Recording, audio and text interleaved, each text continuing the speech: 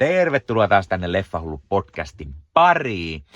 Näin jouluna pitää katsoa joululeffoja ja mielellään myös sellaisia uusia joululeffoja välillä, mitä ei ole aiemmin tultu nähtyä. Ja mikä sitten parempi on kuin katsoa yksi tämän vuoden joululeffoista, eli Red One, jota tähdittää Dwayne Johnson ja Chris Evans. Leffa tuli sopivasti Prime Videon juuri ennen joulua. Teattereihin meikäläinen ei sitä ehtinyt käymään katsomaan, ja se oli ihan hyvä. Mä odotinkin, että eikö sitä pitänyt olla jonkun suoratoiston leffa. Ja kyllä tää oli Prime Videon leffa, MGM Prime Videon omaa tuotantoa. Ja sinne se siis tuli, niin pääsin näkemään ihan uuttakin joululeffaa. Tää leffa saanut ristiriitaisen vastaanoton, mutta isona Dwayne Johnson fanina se kovasti kiinnosti. Ja piti se siis katsoa heti, kun se Prime Videon tuli. Juoni hyvin lyhyesti. Joulupukki siapataan juuri ennen joulua. Tonttu agentti Callum Drift, joka on myös eräänlainen pukin bodyguard, tarvitsee mestarihakkeri Jack O'Malleyn apua joulupukin löytämiseen. Dwayne Johnson, joka siis tähdittää tätä Callum Driftiä, tonttuagenttia, joka vastaa itse joulupukin, eli J.K. Simmonsin hahmon turvallisuudesta.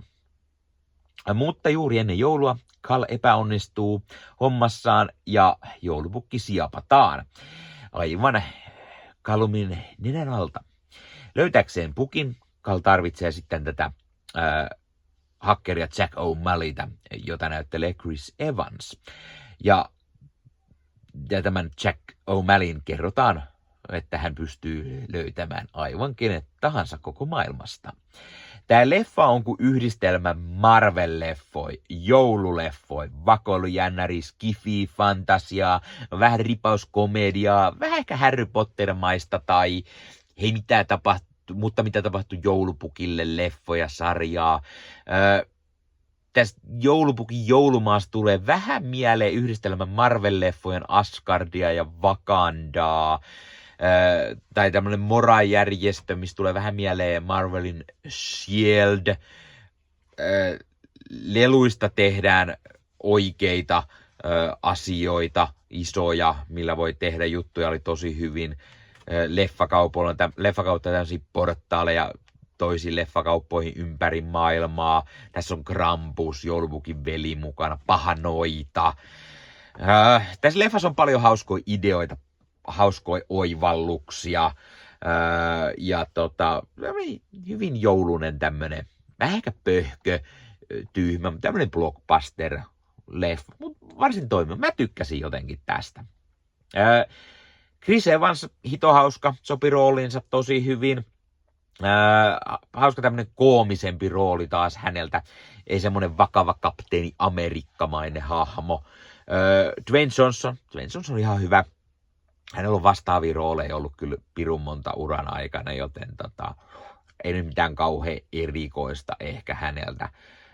J.K. Simmons vetää hyvin, ehkä tämän leffan parhaan roolin, joulupukin, mutta valitettavasti jää vähän liian pienellä huomioon. Olisi ollut joulupukkiin mukava nähdä lisää. Tässä nähdään mukana myös Lucy Liu, joka on myyttisten juttujen olijoiden Mora-järjestön tämmöinen pomo. Joey. Kieran Sipka näyttelee noita. Grylandaa, joka sieppaa pukin, ja Christopher Hivu, tuo Game of Thronesistakin tuttu näyttelijä, näyttelee joulupukin häijyäveliä Krampusta, ja sieltäkin saadaan hauskoja juttuja mukaan. Tämän leffan on ohjannut Jake Kasdan, joka on myös ohjannut Dwayne Johnsonin Jumanji-leffat. Leffassa on paljon joulufiilistä. Itse asiassa yllättävän hauska tämmöinen toiminta komedia jouluisilla mausteilla. Leffasta tulee mieleen yksi jos toinenkin elokuva-universumi, sarjakuvajuttu, niin kuin mä sanoin, ja jouluhöysteillä. Ei tämä mikään huippuleffa ehkä ole, mutta mä kyllä viihdyin ihan sen parissa. Tämä vaatii ehkä omanlaisen semmoisen ajatusmaailman ja se niinku pöhköys. Joulupukki on hirveän podattu äijä, se vaatii paljon, kun se niinku menee siellä vuorokaudessa jakaa koko maailman lapsille lahjat. Se joulupukin mytologia on ihan hauskasti tähän tehty ja se, miten joulupuki kidnapataan, niin miten se tarvitaan semmoinen hakkeri, joka yllätys ei usko jouluun, mutta ehkä hän alkaa uskomaan tämän leffan aikana. Dwayne Johnson on tämmöinen tonttuagentti ja siellä on paljon joulupukin tämmöisiä puhuvaa jääkarhoja ja muuta tässä agenttiporukassa ja sitten on pahikset, on jättimäisiä lumiukkohirviöitä ja noita, joka aina kun hänen nimensä sanoo, hän kuulee sen ja näin poispäin. Ja sitten on tämmöinen ovela iso juoni, miten tähän noita yrittää saada kaikki maailman tuhmat ihmiset niin sanotusti vangittua itselleen. Niin kuin että maailmassa ei enää olisi pahoja ihmisiä. Siinä se ihan hyvä syy hänellä tätä tehdä, vaikka hän niin kuin pahis onkin, mutta niin, hän ottaa myös ne pikkuset pahikset, eli jos nyt vaikka kävelet kerrankin punaisia päin tai näin, niin se on pahuutta ja näin. Tässä on ihan hauskaa se joulupukki, koko se mytologia, mikä tähän on luotu, mutta sitten se on vähän laiskasti ehkä tehty. Tämä käsikirjoitus on vähän laiska ja semmoinen, että siinä mennään ehkä monesta kohtaa, missä aita on matalin. Ihan ok huumoria paikoin. Mä naureskelin muutamilla asioilla ihan hyvin siinä ja Chris Evans vetää hauskaa juttua, mutta sitten siinäkin on paljon sellaista, että no joo, en mä nyt tiedä, pitikö tämän olla muka hauska. Tämmöisiä leffoja on paljon, tämmöisiä iso blockbuster, mikä on niin sanotusti muka hauska toimintakomedia, mutta on semmoinen vähän liian nykyaikainen ehkä. Kuitenkin tämmöiset jouluiset toimintakomediat oli parempia silloin kasarilla, ysärillä. Kyllä siis uutena leffana, tämä on hyvä semmoinen, en mä nyt sano, että mä katsoisin tätä joka joulu. Mä en vieläkään katso joka joulu jotain tiettyä joululeffaa. Die Hard, yksin kotona. Mutta mitä tapahtui joulupukille? Joulupu on kärvennetty. Scrooge, jäni tämmöiset legendaariset tappavat aseet. Gremlins, niin poispäin. Mä en katso niitä joka joulu. Ne on loistavia joululeffoja, mitä mä oon nähnyt monet kerrat, mutta mä en katso niitä joka joulu. Tästäkään ei tule sellainen. En mä tiedä, jos katsoinko mä tätä välttämättä koskaan uudestaan, mutta ihan hyvä. Mä viihdyin tämän parissa ja se on tärkeetä ja siitä tuli joulufiilis, joten miksi se ei.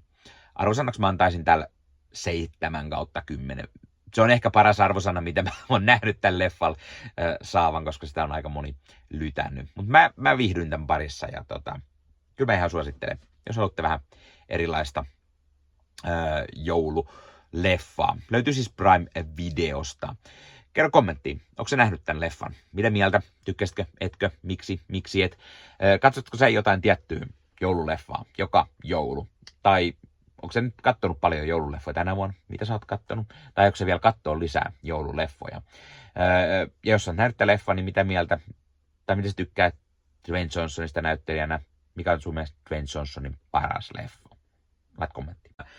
Ja hei, jos katsot YouTuben puolelta, niin pistä peukkuun, jos pistä kanavatilauksen, muista kellosta päälle. Näet aina, koska tulee uusia videoita ja sen lisäksi ottaa kanava kasvamaan. Eli kiitos kaikille, jotka olette kanavan tilanneet. YouTuben puolella siellä on jäsenyydet, superominaisuudet päälle. Sieltä voi jäsenet tulla kanavan jäseniksi ja sieltä saa erikoismainintaa esimerkiksi tohon nimen, kun on kanavan jäsen ja sit saa erinäköisiä hyviä asioita. Näkee ennakkoonkin. Esimerkiksi tämänkin on nähnyt varmasti jo aikaisemmin, jos on kanavan jäsen, tämän videon sieltä ja muita videoita tulee. Esimerkiksi täällä on paljon tällä leffahuoneessa kaiken näköistä, mistä on tulossa lähiaikoina varmasti video, niin niitäkin näkee sitten ennakkoon, kun on kanavan jäsen. Joskus tulee jopa pelkästään jäsenille tarkoitettuja videoita.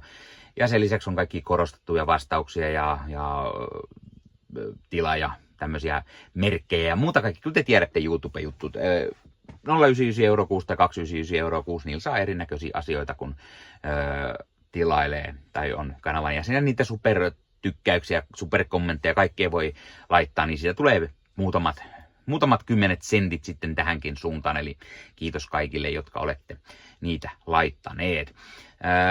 Ottakaa Leffahullu somekanavat haltuun, Instagrami, TikTokki, Facebook-sivusto, jäne. Meikäläinen tekee Marvel Podcast Suomea, Star Wars Podcastia ja sitten sen lisäksi meikäläinen kuuluu Leffamediaan, jos on yli 30 sisäntuottajia, jotka rakastavat leffoja ja sarjojen katsomista, niiden arvostelemista ja kaikkeen leffoja ja sarjoihin liittyvää. Sieltä löytyy leffa- ja sarja-aiheiset uutiset, huhut, trailerit, sieltä löytyy haastatteluja, kaikennäköistä leffoja ja sarja-aiheista. Ja jos taas haluat ostaa fyysisiä leffoja, niin suomikassu.fi verkkokaupasta voi käydä ostamassa itselleen 4K DVDtä, Blu-raytä. Siellä kun käyttää koodia LEFFAHULLU saa 5 € alennusta, kun ostaa yli 60 €. Mikäs se mukavampaa? Pikkualennus, ostaa leffat ja sarjaiset fyysinä hyllyyn, koska koskaan ei voi tietää, koska joku suoratoistopalvelu lähtee muokkaamaan leffoja, poistamaan niitä valikoimastaan. Usein kuvan ja äänenlaatu kärsii, koska suoratoistopalvelujen bittivirta ei riitä. Kun leffa on fyysinä hyllyssä, siinä on paras mahdollinen kuvan ja äänenlaatu. Ja silloin niin kuin tietää, että varmasti saa laatu. Sen lisäksi fyysinen leffoissa on esimerkiksi bonusmateriaaleja elokuvan tekemisestä. Ostat jonkun erikoisjulkaisun, tyylikäs steelbook vaikka tai premium-julkaisu, niin tulee kaikennäköistä lisähärpäkettä myös mukana, magneetteja, julisteita, kirjasta, vihkosta sen leffan tekemisestä, kaikennäköistä muuta mukavaa. Sen takia fyysinen formaatti on aina jees. No niin, tämä oli Leffahullu podcast tällä kertaa. Ei muuta, ensi kertaa. Se on moro.